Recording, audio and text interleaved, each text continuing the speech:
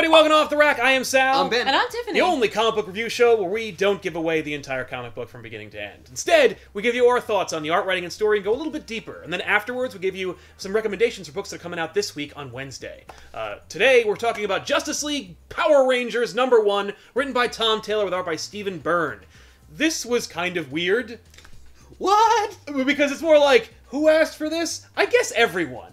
Like, everyone who was a child or an adult who likes Power Rangers and thinks Batman's cool has asked for this. It's a crossover between DC Comics and Boom Studios properties, and in this story, that's what happens. The Justice League, or at least a little bit of the Justice League meets a little bit of the Power Rangers. We see, it's mostly a Power Ranger story, and then it kind of bleeds into Justice League. Yeah, going back to your who asked for this? Yeah. Yeah, I don't know, because like that's not where my brain would have ever gone. It would have been like Power Rangers and Gundam, or you know what I mean? Like, not robots with robots, right? Like a whole Justice League themed Gundam robots. While I'm sure like diehard fans are like, like this is cool, but like they should have pulled these, or they should have because there's been so many different incarnations of Power Rangers. Oh my god, yeah. Any layman who is kind of aware of the Power Rangers, these are the Power Rangers. They know, so I think that's really smart. That's me. Well, yeah. I was aware of those Power Rangers. Yeah. That would be the only crossover I would be interested in. They're the OG Power Rangers. Yeah. So, what'd you guys think of the writing for this story? It was a little on the lower end. It was not as great. It was a little closer to the Power Rangers show. Yes. Than I wanted it to be. You know, it's funny. I've heard such good things about the Power Rangers comics and how like it elevates the original material and it makes it a lot more, you know, adult oriented. This just felt like if the show crossed over with the DC Comics universe. So it didn't it's their camp, but with DC's non-camp. I kind of wonder if they're doing that to really differentiate between the two different universes, publishing or universes. Like, no, DC is really serious, so like we have to make yours a little bit more childlike. Although they're pretty serious, you know. Especially the intro to the story is a flash forward to a decimated Angel Grove. Yeah. So everything is dead, and apparently it's all Zack's fault, the Black Power Ranger. And I don't mean that he's African American. I mean, but he is also that. But he is as well. But literally, the suit is black. Yes. But that said, it's interesting because I heard a lot of talk, a lot of chatter about how cool / bold it is that Power Rangers like, we're gonna make Zack the lead for this book. He's gonna be like the point of view character. He's gonna be the emotional core of the book because like he got really marginalized in the series. Yeah. Like I always felt like the Yellow Ranger and the Black Ranger, like there wasn't as much for them to do. I mean, like Billy the Blue Ranger had a lot to do because they're like he's the brain, right? And like you know the Pink Ranger, like Kimberly was like she was the girl, but like, there was also Trinity. But there was another girl, right? But like she was the girl who kind of had a relationship, sort of with the Red Ranger and then with the Green Ranger. You know what I mean? So like there was that whole thing going on, and then you had these other two, and it was just like. We're the support characters. Yeah, it was the writers. I don't feel like they knew how to juggle everything quite as well, especially as it grew in popularity. They were like, "Oh no," you know. And that's not saying it wasn't good, but like I'm kind of glad that Zack got a freaking moment, like good or bad, depending on like his fault or not. Like, thank you. No, I think he's getting the series. I think this is about him. Like he's going to be like kind of like the point of view character for the rest of the book. But then Pink Ranger also got a outstanding moment in the series as well. But she was always kind of like the focus. Yeah, she has her own book. Yeah. There's a reason why they picked her to have such like focus in this issue, and it was just for the last page moment. Yeah. Which is great. Yeah. I laughed out loud. That line? Yeah. Yeah. I don't know what I'm think it would have also had an interesting impact with any of them. Well, Trini's Zord was the saber-toothed tiger. Yes. And of course, you know, it's like a cat and, you know... Cat and bat? Yeah. Yeah, that's true. I'm just saying. Yeah. How much you want to bet Catwoman would have been like, you know, I never thought of that. Like, she sees it from a distance. Yeah, a giant She's robot. like, honey, we gotta talk. Yeah, what do you need? Name your price. She just steals the coin from her. She's like, I'm morphing now. Oh my god, Catwoman actually is like really good with sleight of hand. She would have just... Right, and she looks at the outfit, she's like, oh, I don't think so. Yeah.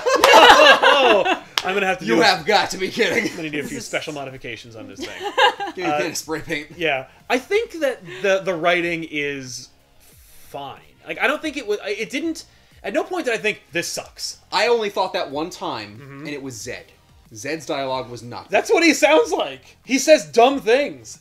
For me, that is Zed. It's like, right, but like if they are elevating it in the actual books, maybe what they're doing is they're like they gave us a heavy moment with them, and then they gave us this like dialogue. Maybe they're gonna like transition us more. Like they're gonna be like, hey, newbies to this, like this is kind of what you remember, but hey, like watch out, like because it's getting darker. Yeah. It could. Yeah, bringing it into the DC universe could make it darker. And if they're doing that, that's really cool. Right. I like Tom Taylor's writing in general, and I think that this is a deliberate choice. I'm going to withhold judgment for now. What do you guys think of the art for this story? It was off in a couple of places, and I think it was mostly Batman's face. I wasn't a huge fan of it. Other than that, it was good.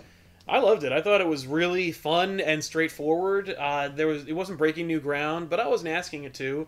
The action poses were a little stiff, but it was trying to approximate like the show, and they were all very stiff in the show, like their poses and their movements. And so, as such, I thought it did a decent job of portraying everything, in an entertaining fashion that didn't look amateurish. I didn't care for it. Just straight up didn't care for it, and I know that part of what they have to do going into these crossovers, much like with the Batman and Teenage Mutant Ninja Turtles one, is not put either property in the style that they're used to, in a sense. Right. You know what I mean? Because that kind of gives a leg up. And that's always what I assume happens. Because, like, while the Ninja Turtle Batman one was kind of in the middle of the road. It wasn't quite Batman's, like, art style, and it wasn't Ninja Turtles' art style. But, like, that way it's not a Batman book with the Ninja Turtles, nor is it a Ninja Turtles book with Batman. Yeah. I think that it felt to me kind of like they were doing the same thing, where they were like, we can't make it a Justice League style, and we can't make it a Power Ranger style, because we don't want to, we're trying to be equal here.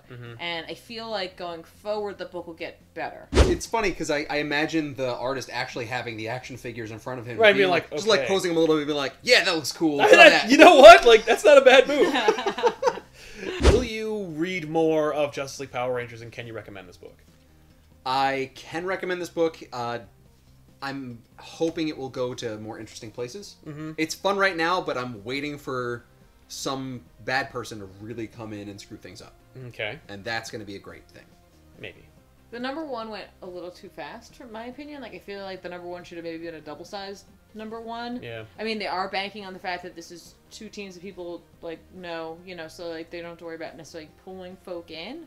I can recommend it. I don't know, like, I don't know. Like, it's, like, I watched the Power Rangers and I enjoyed the Power Rangers, but I don't know if it's for me. And that's not saying, it's not even like I think it's bad. I don't know. Right. I don't know. I definitely recommend the series if you love those teams. I recommend it in general. I think you're not getting bilked. You're not getting duped. It's exactly what it sets out to be, and no more, no less. I like it. But it's still on a tipping point, right? I probably will read issue 2, but I don't care enough about Power Rangers to need to read issue 2.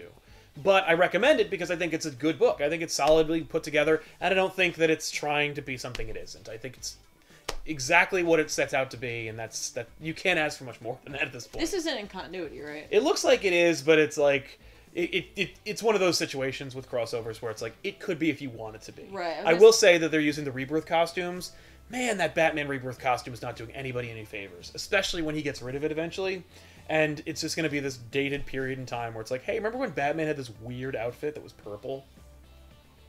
Justice League Power Rangers #1 from DC and Boom Studios. Pick it up. It came out last week. You can get it digitally or physically. And we'll see you guys there. But now let's get into recommendations for books that are coming out this week and what we can look forward to reading. My recommendation this week is Venom #3, written by Mike Costa with art by Gerardo Sandoval. I didn't know that Venom changed its host, which is interesting. It's no longer Flash Thompson. And because of that, after he was the Defender and part of the Guardians of the Galaxy, now he's starting to be evil again. And that's cool. I want to read an evil Venom book. Venom can be an ass, and it's fun. So, yeah, I'm on board for this. I'm going to check it out.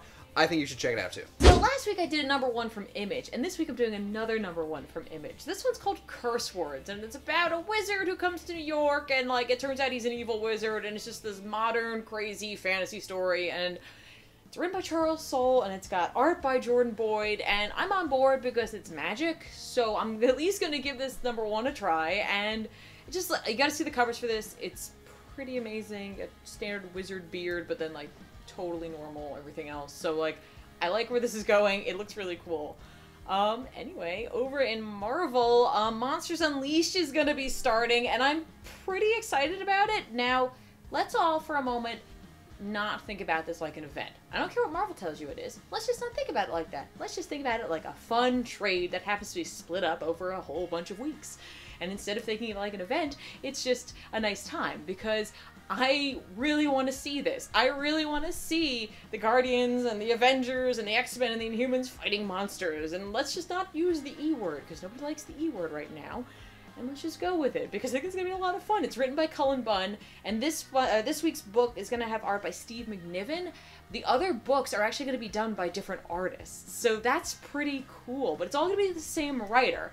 And Bunn says that while there are going to be the tie-ins, none of the tie-ins that they have will be a part of the main storyline. So let's say there was an Amazing Spider-Man one. That Amazing Spider-Man tie-in is going to be a one-shot that's kind of outside of whatever's going on in Amazing Spider-Man right now, which I was like, that's fine. It's totally fine with me. Again, it's not an event, and that's not how we're going to think about it. We're just going to enjoy this because it's monsters, and monsters are fun and cool. First of my recommendations is Superman number 15, written by Peter J. Tomasi with art by Doug Mahnke. This is part 2 of Multiplicity, I think is the name of the series. It's just playing with the Multiversity series from Grant Morrison, and it's just all these Supermen, and I think it's Superman meets the Kenan Kong, the Superman character, and they team up to fight the forces of evil or something. It's super great and really fun. This is such a great series. I don't recommend it highly enough. I just gotta say, if I wouldn't even know what the book is about, and I'd still buy it, because at this point, as long as Tomasi's on board,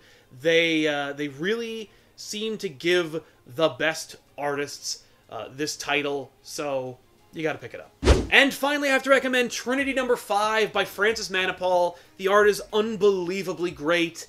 The story is beautiful and fun. If you want to watch the Trinity of DC, that's Batman, Superman, and Wonder Woman teaming up and battling their own demons, as well as some of the most notable characters in DC, this is the series for you. If Justice League is leaving you cold like it is for me, Trinity is the warm compress that you need to heat yourself back up from the chilly reception of Justice League. I gotta say, Trinity is probably one of the best titles coming out, plus Superman. So, these are the 2 best books from DC. You gotta go buy them. So those are all the books that were fit to read, at least as far as we were concerned. So let us know what you thought about Power Rangers Justice League number 1 in the comments down below. We'll see you guys next week with another episode. I'm Sal. I'm Ben. And I'm Tiffany. Keep on reading.